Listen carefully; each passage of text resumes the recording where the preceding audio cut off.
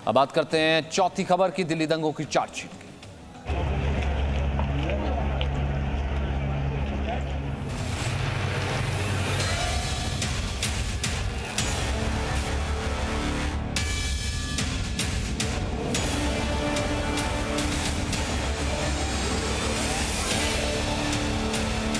सिलमपुर हो, जामिया हो या फिर शाहीन बाग,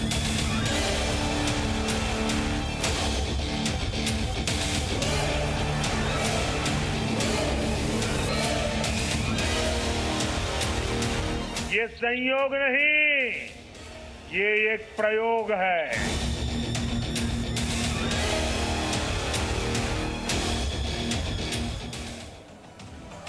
बात करते हैं दिल्ली दंगे की चार्जशीट को लेकर। क्या हुआ है? क्या दिल्ली दंगे संयोग नहीं प्रयोग था?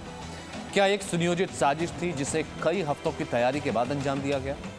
आपको हम ये खबर तथ्यों के आधार पर बता रहे हैं। बड़ी खबर इसमें यह है कि दिल्ली दंगों की चार्जशीट में सीपीएम नेता सीताराम येचुरी का नाम आया है, योगेंद्र यादव, प्रोफेसर अपूर्वानंद का चार्जशीट में नाम है, जिक्र है, अर्थशास्त्री जयंती घोष, फिल्मकार राहुल रॉय का भी इसमें नाम है, उमर खालिद, चंद्रशेखर रावण का भी इसमें नाम है।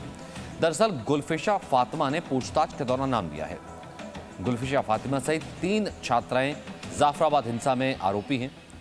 सीएए पर विरोध के जरिए दंगा करने की तैयारी की गई थी, ये गुलफिशा ने कहा है, और यह भी माना उसने कि किसी भी हद तक जाने के लिए कहा गया था, और लगातार एक वर्ग था जो आता था, भड़काऊ भाषण देता था कि आप किसी भी हद तक कुछ भी कर जाइए, जिसमें सीताराम येचुरी, योगेंद्र यादव, जयंती घोष, अपूर्वानंद, अमानतुल्लाह खान, चंद्रशेखर, उमर खालिद और राहुल रॉय जो फिल्म मेकर है उसका नाम।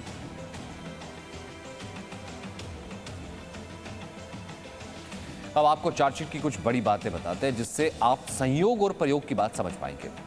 जानबूझकर पढ़े लिखे लोगों ने भाषण दिया, कम पढ़े लिखे लोगों को वहां पर इकट्ठा किया गया, भड़काने की उन्हीं को कोशिश की गई, साजिश रची गई। मुस्लिम बहुल इलाकों में ही इस तरह के प्रदर्शन किए गए। सीएए विरोधी आंदोलन इसे कहा गया, लेकिन इसे माइनॉरिटीज के खिलाफ जो है बना करके प्रस्तुत किया गया। उमर खालिद ने तो पैसे तक दिए। गुलफिशा फातिमा ने यह भी बताया कि अलग अलग जगहों पर सीएए विरोध का माहौल कैसे बनाया जाए, रोज मीटिंग्स होती थी। विरोध की जगह ये सब लोग मुलाकात करते थे कि कल किस तरीके से क्या चार्जशीट रहेगी, कल क्या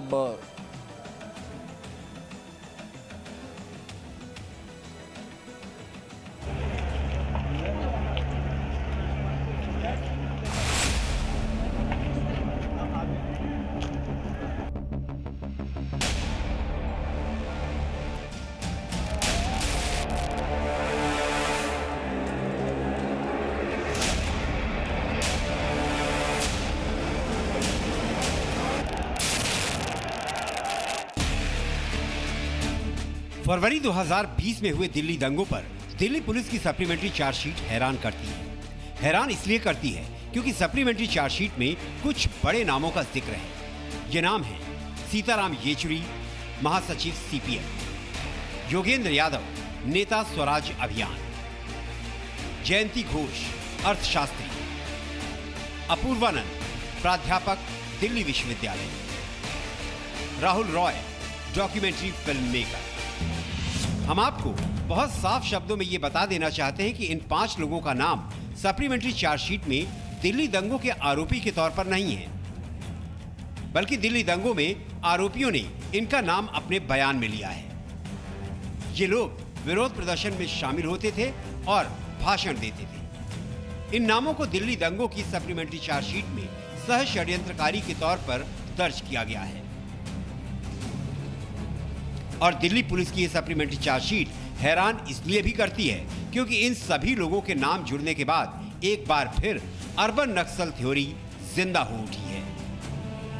दिल्ली पुलिस का पक्ष है, सीएए विरोध प्रदर्शन को आयोजित और संबोधित करने के संबंध में एक आरोपी के बयान के आधार पर ये नाम शामिल किए गए हैं। इस डिस्क्लोजर स्टेटमेंट को सच्चाई के साथ रिकॉर्ड किया गया है। किसी भी व्यक्ति को केवल डिस्क्लोजर स्टेटमेंट के आधार पर अभियुक्त नहीं ठहराया जाता है।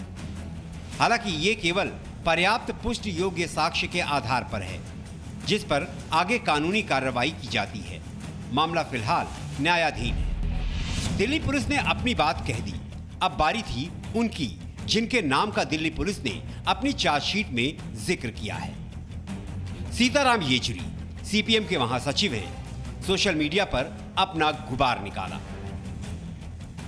दिल्ली पुलिस भाजपा की केंद्र सरकार और गृह मंत्रालय के नीचे काम करती है। उसकी ये अवैध और गैरकानूनी हरकतें भाजपा के शीर्ष राजनीतिक नेतृत्व के चरित्र को दर्शाती है और विपक्ष के सवालों और शांतिपूर्ण प्रदर्शन से डरते हैं और सत्ता का दुरुपयोग कर हमें रोकना चाहते हैं। सीताराम येचुरी के इस बयान को केंद्र की सरकार और बीजेपी पर सीधा सीधा अटैक कहा जा सकता है। सीताराम येचुरी ने दूसरा ट्वीट किया जिसमें उन्होंने लिखा, हमारा संविधान हमें न सिर्फ सीए जैसे हर प्रकार के भेदभाव करने वाले कानूनों के विरुद्ध शांतिपूर्ण प्रदर्शन करने का अधिकार देता है, बल्कि यह हमारी जिम्मेदारी भी है। हम विपक्ष का काम जारी रखेंगे। बीजेपी सरकार अपनी हरकतों से बाज आए। इमरजेंसी को हमने हराया था, इस आपातकाल से भी निपटेंगे। सीताराम येचुरी ने खुद पर लगे आरोपों को इमरजेंसी से जोड़ दिया, जिसमें उन्होंने कांग्रेस को भी घसीटा और बीजेपी को भी।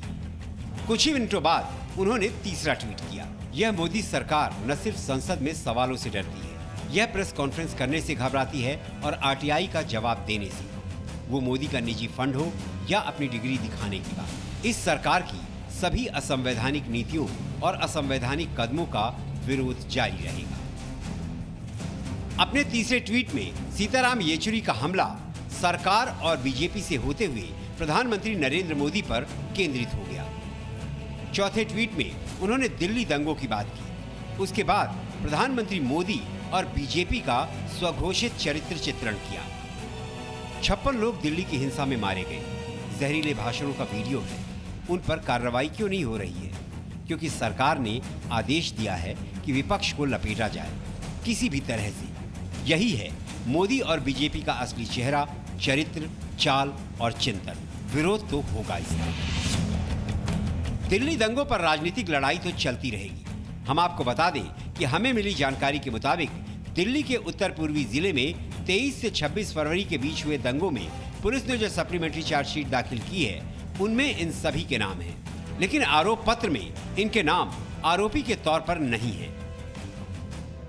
आरोप पत्र में दावा किया गया है कि दंगों में 53 लोगों की मौत हुई थी और 581 लोग घायल हुए थे, जिनमें से 97 गोली लगने से घायल हुए थे। Bureau report, ji media. Presenting B News app, available on Google Play and App Store. Download it now.